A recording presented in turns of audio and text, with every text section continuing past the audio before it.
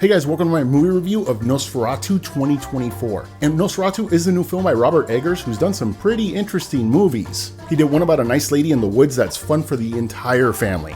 Then a movie about two guys bonding. Robert Pattinson was in that. A huge Little Mermaid fan in that movie. He also did The Northman, but I never saw that, but I heard it was good. And even though this is his new movie, Nosferatu is actually a very old film, based on a 1922 silent film out of Germany that we almost lost during the World War because just a lot of crap was happening, obviously.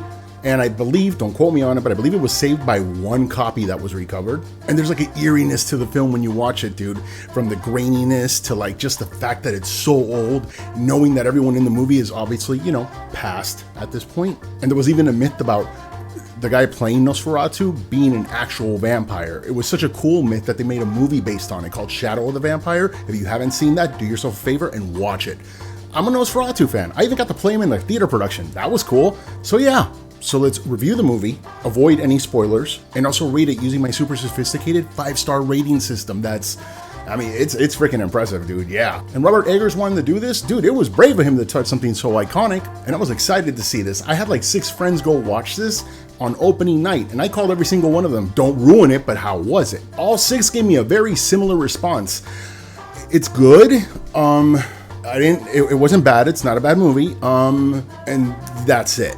And I'm like, why can't you give me a straight answer? But now that I've seen it, I'm here to tell you, I get where they were coming from. But I've taken a day now to really process everything, and I'm at a good place now. And let's start with the obvious. This is a good-looking film. This is beautiful. It's like visual poetry, a fairy tale coming to life.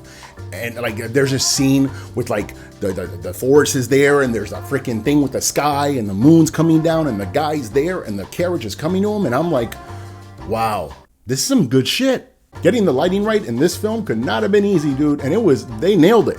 And this movie, as far as its visuals or something with this, somewhere in this area, this is getting an Oscar nomination. Yes. Also, dude, this movie's got a cast. All solid actors and solid performances. Nicholas Hoult, who seems to be in freaking everything nowadays, he's good in this. He's awesome. He's good in everything he does, dude. He's gonna be Lex Luthor in the new Superman. I'm excited to see that too. Aaron Taylor Johnson, freaking kick ass, dude. He was great in this. I'm really happy that these 2 actors are really blowing up and continue to get work because they are good actors. But the real star here is Lily Rose Depp. Bro, that's Johnny Depp's daughter, by the way. She is freaking awesome in this. The emotion, the this, the that, she's freaking all over the place. Yeah, and yeah, she makes it work, dude. It's freaking, you're sold on it. Then we get to Count Orlok, or Nosferatu, that guy. Let me start by saying I'm a big Bill Skarsgård fan. When I heard he was being cast as this, I'm just like, well, obviously, how would you not cast him? And let me say that his actual performance was solid. In this whole movie, I did not see Bill Skarsgård in it, which is a huge compliment. Unfortunately, I also feel like I haven't seen Nosferatu in this movie either, which is a problem because the movie is Nosferatu. And no spoilers, it's just there was something, I'm not gonna get into it too much, different in the face. It was a creative decision, and I'm normally not against creative decisions. This one just kind of freaking threw me off, dude. Sometimes when something looks so iconic, you don't mess with it. Yes, people can be like, oh my God, in the comments, he was probably leaning towards Dracula because Nosferatu is based on Dracula. Yes, I know that, but Nosferatu looks like Nosferatu, make him look like Nosferatu. And yes, it kind of messed with me. Not to get into detail, when he would bite someone, I was wondering, is he gonna fly off like a little bat, or is he gonna jump on his Harley Davidson, his 16th century Harley Davidson, because it's an old bike, because it's an old movie, and yes, he's gonna ride off on that instead. That's what, those are the vibes I got. Sorry. Yes. And I will also admit the voice drove me. It was the voice, yeah. It felt like a stereotypical lazy Dracula impersonation. It was like, let me see if I could actually do it. First try. Ooh, I want to drink your blood. Yep, freaking nailed it. Didn't even have to freaking practice that crap. Which makes me think this was a direction from the filmmaker, not Bill Skarsgård, because when he plays those odd characters, he disappears into these freaking performances. But yeah, I guess his actual performance was solid. And still, the movie felt like there was something just not right, and it wasn't the actors' performances. Then I realized something.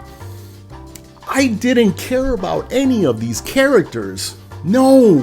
And you might be like, bro, maybe they lack character development. No, we spent a lot of time with these freaking characters, bro.